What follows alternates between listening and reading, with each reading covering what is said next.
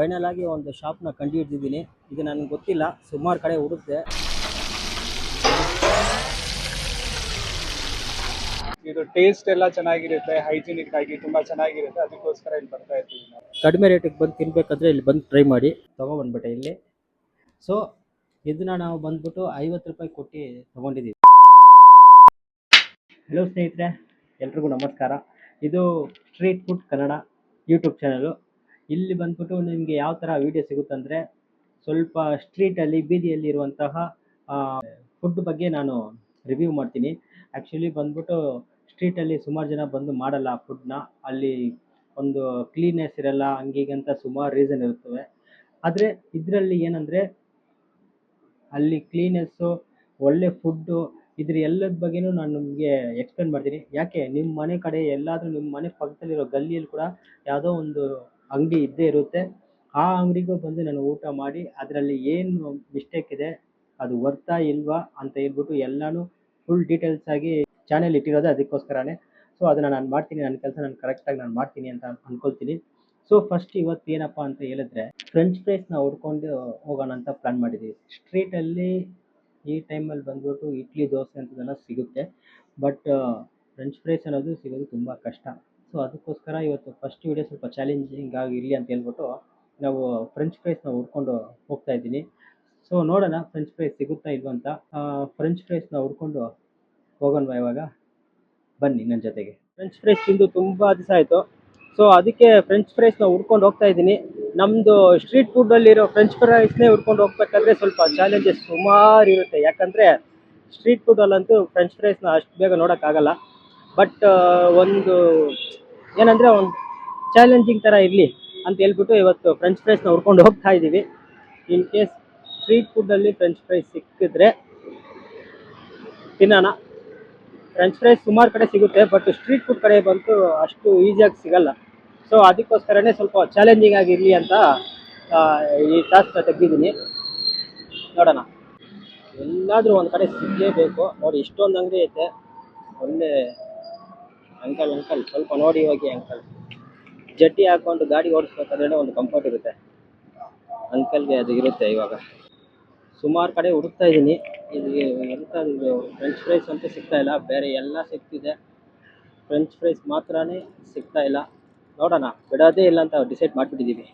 Final ಆಗಿ ಒಂದು ಶಾಪ್ನ ಕಂಡು ಹಿಡಿದಿದ್ದೀನಿ. ಇದು ನನಗೆ ಗೊತ್ತಿಲ್ಲ, ಸುಮಾರು ಕಡೆ ಹುಡುಕ್ದೆ. ನನ್ನ ಫ್ರೆಂಡ್ ಒಂದು ಕಡೆ ರೆಫರ್ ಮಾಡಿದ್ದ, ಇಲ್ಲಿ ಫ್ರೆಂಚ್ ಫ್ರೈಸ್ ಎಲ್ಲ ಸಿಗುತ್ತೆ ಅಂತ ಕಡಿಮೆ ರೇಟ್ಗೆ. ಸರಿ, ಅಲ್ಲೇ ಹೋಗಿ ನೋಡೋಣ ಅಂತ ಹೇಳ್ಬಿಟ್ಟು ಹೋಗ್ತಾ ಇದ್ದೀನಿ.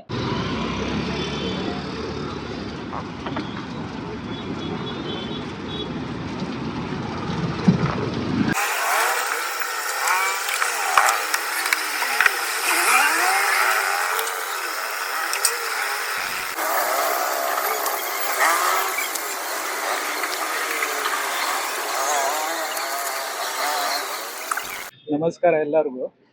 ನಾನು ಅದೇ ಈ ಅಂಗಡಿಗೆ ತುಂಬ ದಿವಸದಿಂದ ಬರ್ತಾ ಇದ್ದೀನಿ, ಒಂದು 6 ಮಂತ್ಸಿಂದ. ಇಲ್ಲಿ ಮೀನು ಸಿಗುತ್ತೆ, ಚಿಕನ್ ಶವರ್ಮಾ ಸಿಗುತ್ತೆ, ಮೋಮೋಸ್ ಸಿಗುತ್ತೆ, ಆಮೇಲೆ ಫ್ರೆಂಚ್ ಫ್ರೈ ಸಿಗುತ್ತೆ. ನಿಮಗೆ ಜಾಸ್ತಿ ಅಂದರೆ ಒಂದು ಮೋಮೋಸ್ ಸಿಗುತ್ತೆ 80 ರೂಪಾಯಿ ಆ ಥರ.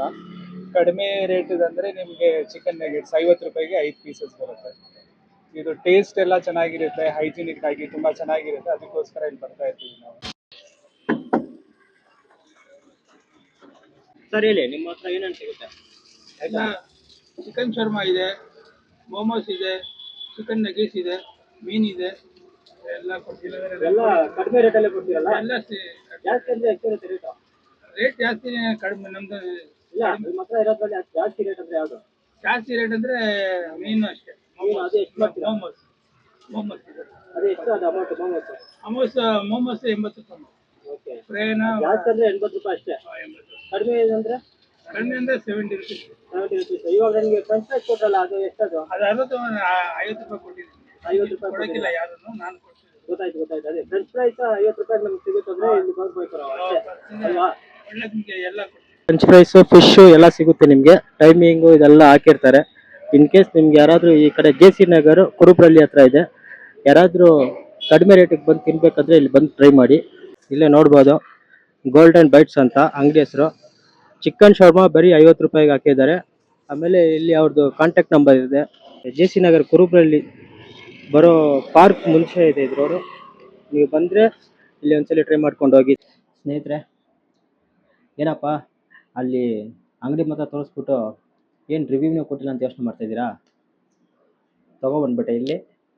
ಸೊ ಇದನ್ನ ನಾವು ಬಂದ್ಬಿಟ್ಟು 50 ರೂಪಾಯಿ ಕೊಟ್ಟು ತೊಗೊಂಡಿದ್ದೀವಿ. 50 ರೂಪಾಯಿಗೆ ಏನೇನು ಕೊಡ್ತಾವ್ರೆ ಅಂತ ನೋಡಿದ್ರೆ, ಒಂದು ಮಯೋನೈಸ್ ಕೊಡ್ತಿದ್ದಾರೆ, ಒಂದು ಕೆಚಪ್ ಕೊಡ್ತಿದ್ದಾರೆ, ಪ್ಲಸ್ಸು ಇಷ್ಟು ಕ್ವಾಂಟಿಟಿಯಲ್ಲಿದೆ. ಒಂದು ಚಿಕ್ಕ ತಟ್ಟೆಗೆ ಹಾಕಿದ್ರೆ ಆಲ್ಮೋಸ್ಟ್ ಇಷ್ಟಿದೆ ಫ್ರೆಂಚ್ ಫ್ರೈ. ಇವಾಗ ಇದನ್ನು ತಿಂದ್ಬಿಟ್ಟು ಚೆನ್ನಾಗಿದೆಯಾ ಇಲ್ವಾ ಅಂತ ನಾನು ಹೇಳ್ತೀನಿ. ಫಸ್ಟು ಹಂಗೆ ಹೋಗ್ಬಿಡೋಣ ಒಂದು.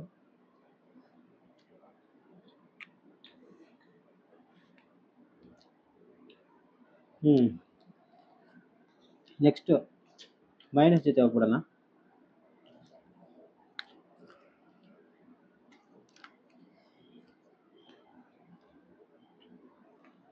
ಮೈನಸ್ ಜೊತೆ ತಿನ್ಕೊಳ್ಳೋಣ.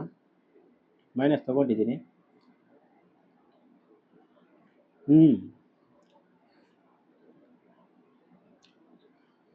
ಓಕೆ, 50 ರೂಪಾಯಿಗೆ ಇದು ವರ್ತ್ ಅಂತ ಕೇಳಿದ್ರೆ ಖಂಡಿತ ಅವತ್ತು.